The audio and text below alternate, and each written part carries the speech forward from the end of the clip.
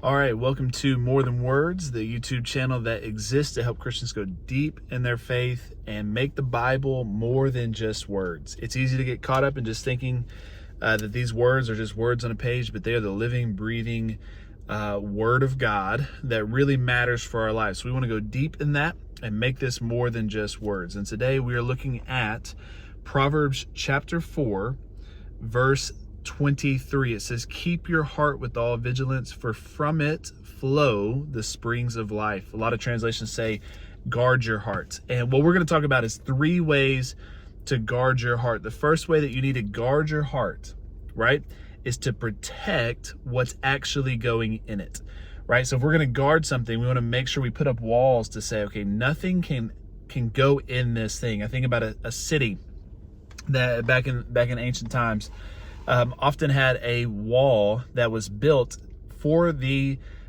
simple act to protect from outsiders getting in, right? Like there was a system that said, okay, we are only going to let certain people in these walls. Well, it's similar for our heart. If we're going to guard or keep our heart with all vigilance, right? Vigilance is a strong word. That's aggressively keeping our heart. We got to make sure there are some guardrails up to protect ourselves from what might actually get in. So think about this. One of the things that I like to talk about often is music. Music plays a very foundational role in many of our lives. Music in some cases is the backdrop of our life. There's background music oftentimes when we go places. Many of us now walk around with our headphones in, literally having background music to our lives.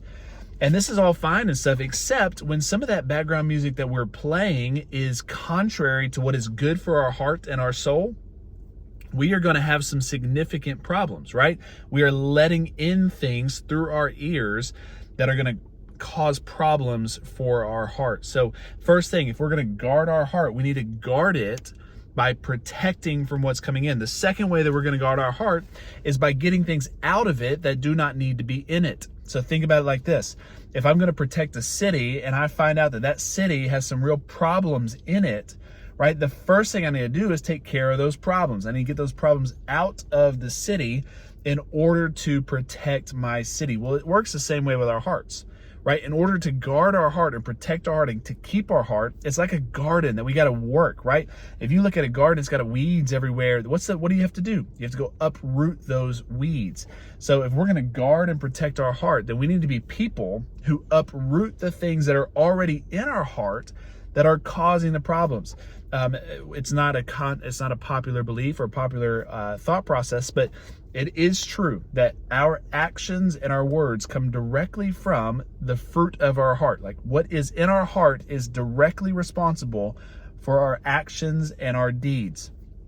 So if you have a garden that is not producing any fruit, but you've got all kinds of weeds in it, that garden is a direct result of the situation that's happening in it, right? If there's a bunch of weeds and there's no fruit, well, you got to get rid of the weeds. You got to get some better soil so that you can have better fruit there, right? It's the same way with our hearts. So first, we guard it by preventing things from coming in. Second, we guard it by uprooting and getting out things that don't need to be there.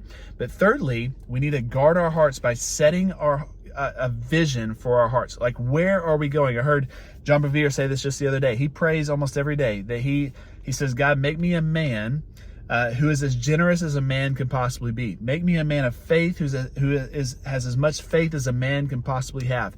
And what he's doing is he's praying, and I started adopting that, and it's really been very helpful for me. He's praying vision into his heart. He's directing his heart in a certain direction that is going to take him somewhere, right?